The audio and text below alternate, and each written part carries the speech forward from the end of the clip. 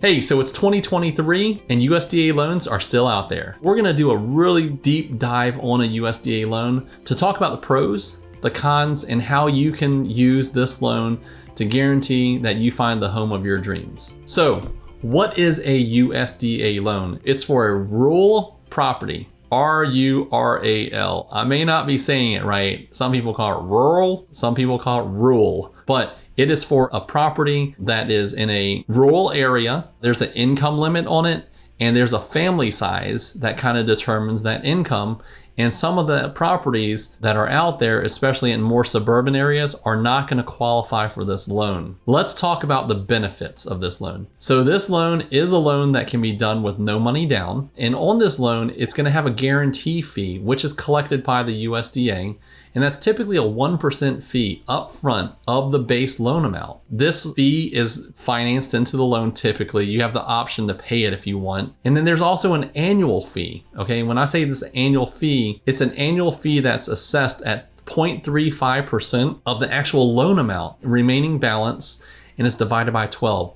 So that number actually goes down every year. It's really inexpensive. It's probably one of the most favorable fees that's out there. Whereas a VA loan has an upfront funding fee if you don't have disability. FHA loan has that upfront mortgage insurance premium as well as the monthly, which is a little higher than the USDA loan. And then a conventional loan, if you don't put 20% down or more, then you're going to have either an upfront fee, a monthly fee, or a split premium or an annual fee like this. So USDA certainly makes it very, very affordable. With that, let's talk about the closing cost that's involved. Closing cost is really important because this is something that you either have to budget for or it's something that you have to ask the seller for. But if you stay tuned until the end of this video, I'm going to show you how you can actually work in some of this closing cost into the actual loan. So what is closing cost?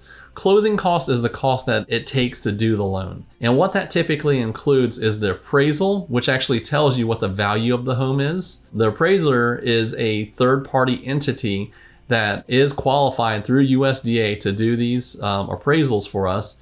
And they're not only looking at comparables from other properties out there, but they're also letting us know if there's any safety, sanitary, or structural issues that may not meet USDA guidelines. There's also a title search that's involved in this, okay? So that's gonna be part of the closing cost. Title search, title insurance. The settlement agent or the attorney is actually going out there and looking up title on the property that you're looking to purchase, and just make sure that there aren't any liens that have to be paid off prior to you acquiring the property. And that's where owner's title insurance kind of comes into play, because lender's title insurance is required with every single loan that you get. However, owner's title insurance is an optional charge that you can purchase to cover you against any future liens when you go to sell the house. So if you have that owner's title policy, then they can use that to support any like liens that may have been carried over from the previous seller or a common name or anything like that. Now we're gonna have credit report fees, which are normal, and then flood insurance, transfer taxes, escrows for taxes and insurance, and other fees that are associated with title or closing costs.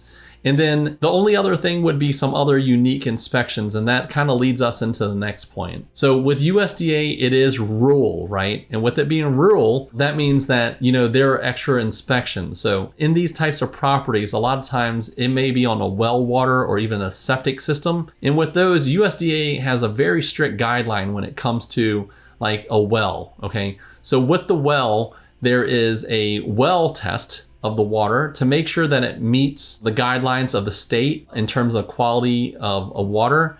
And then same thing with the septic system. The USDA is going to make sure that we have a septic inspection to make sure that the septic meets like distance requirements, property lines from the well, and etc. Those are some of the extra upfront inspection fees that you may have to account for. Finally, the tip that we all waited for. So with closing costs, how are we going to get it paid? We can get it paid for by the seller. And this is, really good. Certain agencies restrict how much the seller can pay based on the amount of down payment that you put down.